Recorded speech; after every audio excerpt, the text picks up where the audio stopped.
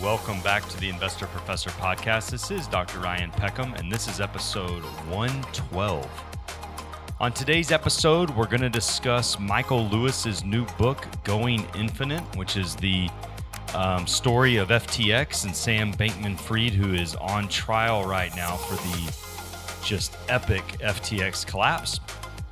And we're also going to talk about politics and the impact they have on the stock market, or do they have an impact on the stock market? So, two very current topics for this week's episode. So get your mind right and let's get to work.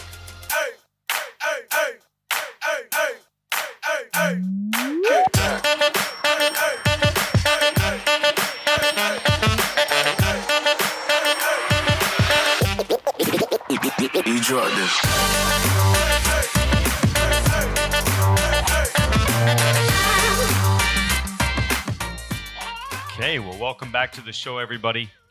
I'm doing something I haven't done in a long time, which is I'm recording a night episode. And so the last time I did this, I believe we weren't doing video. Got a light here. I got the camera. I got the glare coming off my head that I can't figure out how to get rid of, but that's just the way it goes. We just deal with it here on the Investor Professor podcast. And so I didn't record an episode this past weekend because I was reading the new book by Michael Lewis called Going Infinite, the story of Sam Bankman-Fried and FTX and kind of that absolute implosion. And so I got so close to being done with that book that I wanted to finish it before I recorded an episode. Last week in America, obviously, we had the political stuff going on with Speaker McCarthy getting ousted from the Speaker of the House position. And so it made me think about, how politics impact the stock market. Do they impact it? Do they not? Thought that could be a good thing for us to talk about as well. And so really, I really wanted to start here with the Going Infinite book and Sam Bankman-Fried and FTX and how all of this started. And it's interesting. So Michael Lewis, if you don't know him, he has written a ton of different books on the stock market, Liar's Poker, and others. And it's so interesting how this happened. So one of his friends wanted to invest in FTX, and he said, "Hey, would you check this person out for me? Will you make sure that he's, who he says he is and things are going well?" So Michael Lewis decides to, he meets Sam Bankman-Fried. He tells his buddy, "Go ahead, invest in the company. What's the worst that can happen?" And if that isn't foreshadowing into what went around, I'm not sure what is. And so FTX, if you don't know, was the crypto exchange founded by Sam Bankman-Fried to where you could actually have an exchange to where you could, buy and sell different cryptocurrencies, right? When we think about the stock market has exchanges. There is the New York Stock Exchange, where that allows you to buy and sell different stocks to whomever. Well, with crypto, that really wasn't available until FTX came out. There's a couple others, Binance, all of those, different ones.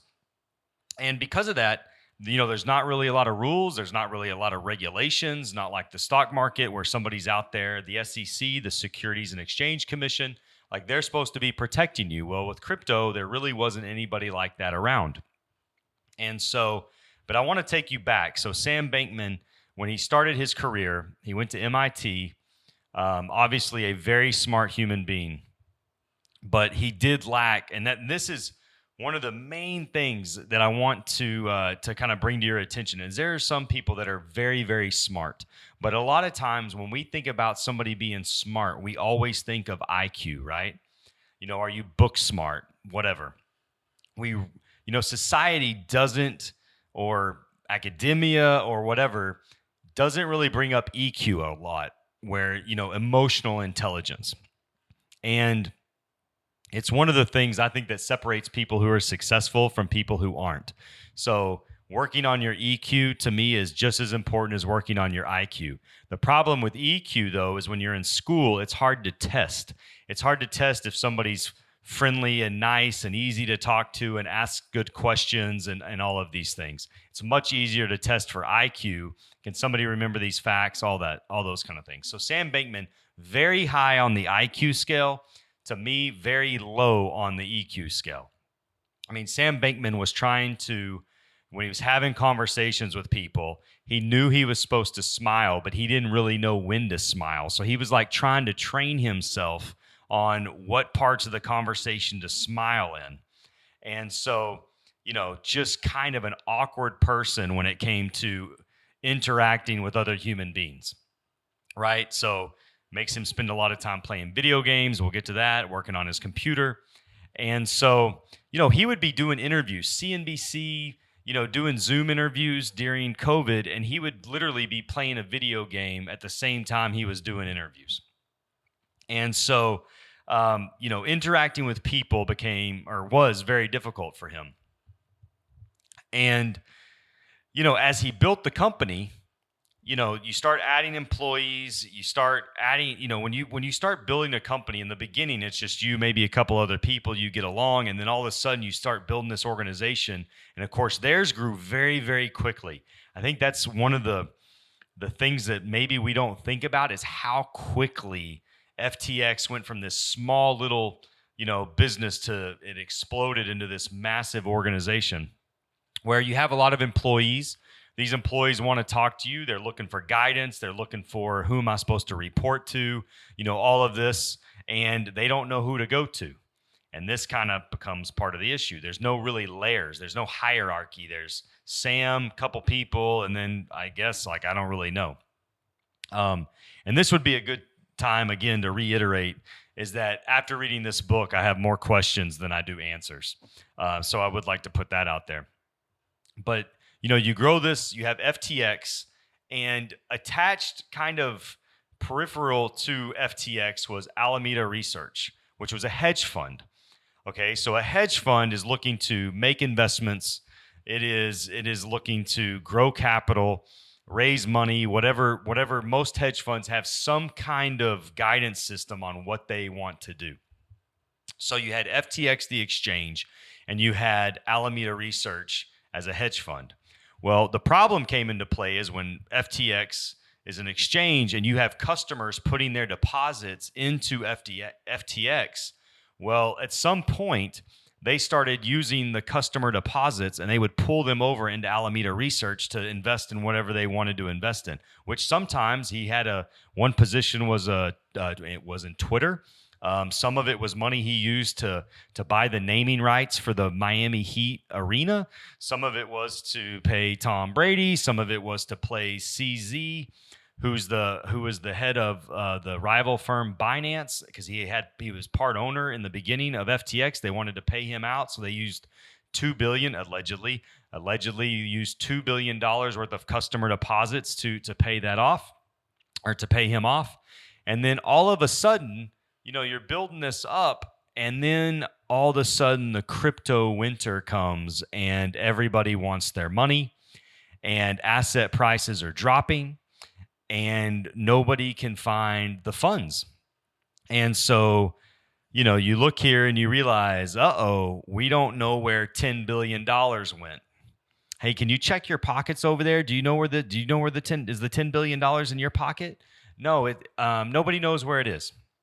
And so all of a sudden, CZ goes on to Twitter and, basically says he's going to be selling his coins or whatever that have a lot of value for FTX. It basically causes a run on FTX. Everybody starts wanting their money, their funds. And so all of a sudden, it's kind of complete pandemonium. CZ says that he's going to buy FTX. He's going to end up buying FTX. He goes in there, he looks at the books and says, okay, after looking at the books, I no longer want this. And so the attorneys, everybody's talking to Sam, telling him he needs to file for bankruptcy, which he does. And then 20 minutes later, he tries to take it back. And they say, sorry, that's not possible. And so they appoint a new CEO, which is a person who has a lot of experience doing this. It's the same guy who came in to clean up Enron afterwards, after that implosion. And so he goes and he testifies to Congress and says, man, this is just good old-fashioned embezzlement. Like nobody was keeping tabs on anything. There was no CFO. There really wasn't a board of directors. There was like zero um, corporate accountability. There wasn't an organizational chart. Nobody knew who they were reporting to. And it was basically kind of just this free for all with no, basically they were so successful for a while when crypto was doing well that it covered up all the problems. So they were basically successful in spite of themselves. And then when the tide went out and crypto was not doing well anymore, all of a sudden you see these massive holes and they don't know where things are. And so most of the characters in this pleaded guilty. And Sam Bankman was like, I'm not pleading guilty. I'm going to trial. So that's the trial that's going on in the news right now. But all of the people that worked for him and took a plea deal, they're all testifying against him. So Carolyn Ellison, who was his girlfriend, she testified against him yesterday. And so we'll see where this thing goes. I don't know, but it's an odd case where, gosh, you just wish you had a little bit more insight into kind of how it was going or how it was working or whatever. And so, but it is a great lesson, number one, on making sure you as a person are working on your IQ, your EQ. Being able to talk to people is a huge benefit in trying to be successful. But then also for people who like to speculate and people who like to take risks, I mean, until they pull back the curtain, kind of Wizard of Oz here, there's so many things in America that are regulated. The stock market is regulated, the SEC, all these things to prevent consumers from kind of getting taken by somebody else or by themselves, like putting themselves in bad situations. That sometimes I think Americans do a terrible job of when we go other places, we think that those protections are still there because we're used to them. So, FTX wasn't located in America. He had the offices in Hong Kong, and then he had the offices in the Bahamas. This isn't something that was regulated. And so you got to realize, man, you're taking a risk. And because of that, you have to make sure it's okay to take a risk. And we've talked about this a lot of times. It's okay to take a risk. You just have to be aware that you're taking a risk and kind of right size the position so that if something were to happen, you could prepare yourself. There's been a lot of criticism about this book, probably more than I've ever seen for a Michael Lewis book, where people think that he likes him too much or whatever. But to me, the book reads like he was actually doing some kind of study on Sam Bankman, where he was going to talk about how he was going to be the next trillion, maybe the world's first trillionaire, and how he was going to be such a game changer. And then I think while he was like basically in the middle of writing this book, like the implosion happened. Like he just happened to be there because, I mean, the fact that this book came out and he's still on trial and this book came out so quickly, I think a lot of it was written. And when you're reading it, it kind of feels that way. It feels like there's a certain point where all of a sudden it just switches and it just goes from, okay, I was writing a book about this and now I'm writing a book about this. And so there seems to be this very specific division in the middle of the book. And so, but happy to read it. But I mean, I have more questions. I kind of wish maybe the trial would have been over and we kind of know what happened. And then later on, we could maybe spend a little bit more time. I just think that there's some things that haven't been answered. Okay, so the next point, which was politics, McCarthy getting ousted as Speaker of the House, all this political drama we see. How does this impact the stock market? How do presidents and who's elected impact the stock market? I think you will be surprised. Actually, over the last 100 years, stock markets have done the best when we have divided government. Now, I say that, and when I say divided government, I'm not saying kind of the chaos that we currently see. You should realize that McCarthy is the first speaker to ever be ousted. And that, not to mention that in the vote, it took, I think, 15 votes to have him elected. I think that was a record as well. And so the divisiveness we see right now seems to be obviously a little stronger than it normally is. But historically, presidents, Democrat, Republican, you're probably going to be surprised on, how the S&P 500 is done depending on who is on who's in office. And most presidents have done well. There's a couple in there that are very specific. President Hoover, who was in there before the Great Depression, didn't do well. Nixon did not do well, especially when the Watergate stuff started happening. And then recently, the worst stock market performance of any recent president has been George W. Bush right after 9/11 and the tech bubble bursting, 9/11, and then the financial crisis. I mean, we kind of forget that the early 2000s really were the lost decade for stocks. I remember I started my, I said this last week, but I started my investment business in 2009, like right after the financial crisis. And the thought process literally was, well, if I can make it now, I can make it at any time. Like nobody wanted to talk to me. So, presidents, generally do, because American companies are pushing forward American business. Presidents can have a little bit of sway, but I don't think it's as much as you would think. The divided government is actually where the House or the Senate is divided, typically tends to do the best for the stock market performance. And also for presidential years, the third year is actually usually the best year for presidents when you look at their overall return for their terms. When you have Democrats have control of both the House and the Senate, or Republicans have control of both the House and the Senate, or if they have all three, the House, the Senate, and the White House, normally that actually causes a little bit more volatility because they have the power to change some things. So, for instance, if they want to change the tax code or something that really impacts businesses in a good or a negative way, they have the votes to be able to do it, and you see a little bit more volatility, especially if they're tightening business up. So, you look, I mean, my goodness, man, it's only been 10 days. We have there's just so many changes in the market. I mean, it's just constantly evolving.